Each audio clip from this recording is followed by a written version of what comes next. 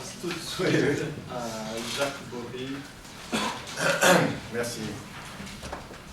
Oui, Alexandre vient de parler du surmoi et de faire le lien avec la psychose, ça me paraît très juste. C'est pas parce que j'ai pris les choses, pas le biais du moi. Je crois que, en effet, ce surmoi, elle devient un instrument déréglé lorsqu'il incarne la pure règle du tu-dois. C'est ce que dit Freud d'ailleurs. Et il donne un exemple clinique en disant que le criminel n'est pas coupable de son acte, il pose un acte parce qu'il est coupable, ce qui n'est pas du tout la même chose. Donc cette inversion en quelque sorte de la logique de la faute me semble en effet très enseignante sur le statut de l'interdiction et de l'obligation, qui est au cœur même de la langue. Bon, c'est pas ce point que je voulais développer, mais je rebondis un peu sur ce que tu dis. Je crois que c'est très intéressant en effet de ce que vous avez proposé, c'est-à-dire de faire une lecture freudo-lacanienne, si on peut dire, autour de la question du moi, parce que c'est bien une question sur laquelle le retour de, comme vous le savez, Lacan a inauguré son enseignement d'un retour à Freud, et que sur ce point-là, il y a quelque chose d'essentiel à saisir, parce que c'est bien ce qu'ont saisi les post-freudiens contre Lacan, de soutenir au contraire la dimension moïque d'une certaine interprétation de Freud, pour aller contre celle que Lacan promouvait à l'époque. Or, il me semble qu'au contraire, on peut lire chez Lacan pas seulement ce qu'on lit d'habitude, c'est-à-dire la mise en avant de la première topique, inconscient, conscient, parce qu'elle est homologue aux lois de la langue et donc qui permet de soutenir son point d'Archimède, l'inconscient structuré comme un langage. Mais, à côté de ça, toute une tentative parallèle de Lacan, parallèle mais qui se rencontre aussi à certains moments, pour soutenir l'autre versant de la psychanalyse, c'est-à-dire celui de la libido, on pourrait dire. Où passe l'énergie libidinale, la jouissance, dira-t-il plus tard, et bien entendu, à ce moment-là, la question qui vient est celle du corps, pour lequel il emploiera diverses constructions, comme celle de la pulsion, comme vous le savez, mais aussi, il me semble, celle de la question du moi.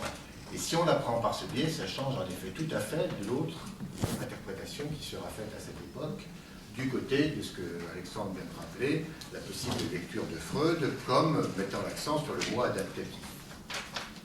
Donc vous voyez que ce point-là est crucial, et il me semble très important de montrer que l'enseignement de Lacan, même à cette époque, ne se réduit pas du tout à la mise en avant de la logique de la première topique, de l'inconscient, etc., des lois du langage, si vous voulez, mais qu'il met aussi bien l'accent sur la question du corps, de l'image et de la libido qui circule dans ce montage-là.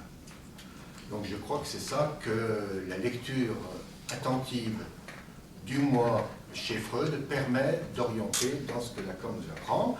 Et pourquoi est-ce que c'est intéressant?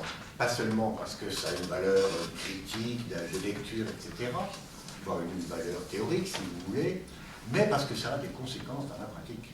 C'est toujours comme ça que ça nous intéresse, bien entendu. Conséquences dans la pratique clinique, par exemple, comment on va faire la distinction névrose-psychose, mais conséquences aussi sur la pratique analytique elle-même, sur quoi est-ce qu'on se repère dans notre acte, dans notre pratique. Et c'est autour de ça que cette question du moi me semble centrale, la façon dont Lacan la relie à cette époque, c'est-à-dire on pourrait même dire au contraire que Lacan a plutôt commencé par prendre les choses par ce biais, bien avant qu'il développe la conscience structurée comme un langage. Ce qui l'intéresse, c'est l'image, le corps, le stade du miroir en 1936, repris après la guerre, l'article sur l'agressivité en psychanalyse, qui aussi met beaucoup l'accent sur cette dimension imaginaire du lien à l'autre. Avant même qu'il ait théorisé, dans le discours de Rome, son point d'Archimède, la conscience structurée comme un langage. Donc je crois que c'est très important de ne pas... Donc pourquoi? Parce que les post-freudiens disent, nous on s'appuie sur la deuxième topique, pensant que la deuxième topique, c'est-à-dire moins ça sur moi, permet d'interpréter la cure analytique, non pas au niveau simplement de l'inconscient, c'est à l'époque où on commence à critiquer la seule lecture de l'inconscient en disant c'est un travail d'intellectualisation, nous on s'intéresse beaucoup plus à des choses plus pragmatiques, etc. Et donc en mettant l'accent sur le moi conçu comme instrument d'adaptation, le système perception-conscience qu'a rappelé Alexandre, alors que Lacan met l'accent au contraire sur la dimension du moi d'une autre manière. Alors, en effet, la question, c'est bien, pour nous, comme toujours dans la psychanalyse, il y a le versant du sens, de qu'est-ce que ça veut dire, bien sûr, de l'inconscient, mais il y a aussi le versant de où ça jouit. Où ça jouit, et c'est là que la question du corps est posée. Eh bien, il me semble, et Freud, dans l'article sur le moi et le ça, s'intéresse à ça, même s'il ne le formule pas dans ces termes, en posant la question, comme Alexandre l'a rappelé tout à l'heure, du moi comme surface de corps. Ça me semble le point le plus crucial. Si le moi est pensé comme même projection d'une surface, c'est vraiment impensable si ce n'est pas dans le registre de l'image, ça nous donne donc l'idée qu'il y a quelque chose d'un rapport du sujet avec son image qui est crucial. Alors, Lacan insiste aussi sur un point, on l'a à la page, dans la question préliminaire, page 567, je vais vous lire juste le passage, où il dit ceci. Évidemment, je ne suis pas à la bonne page, non, j'y suis. Lorsqu'il évalue la question dans le délire de Schreber, de l'orientation que Freud traduit en termes d'homosexualité. C'est que Lacan a critiqué un peu cet commentaire que fait Freud en critiquant le fait que ce soit l'homosexualité qui soit centrale.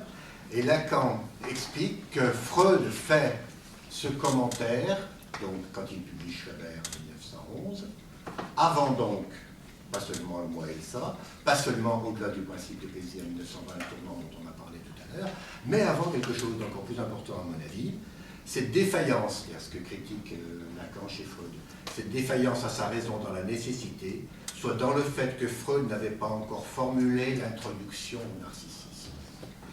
1914, vous en avez déjà parlé de l'introduction au narcissisme, mais si vous me permettez, je m'en sers, parce qu'il me semble que c'est là le nœud qui permet de saisir pourquoi le moi, à ce moment-là, peut être lu dans la dimension que j'ai indiquée, c'est-à-dire en mettant l'accent sur la question du corps et de la surface, parce que c'est l'introduction au narcissisme en 1914 qui permet de donner cette valeur narcissique au corps lui-même.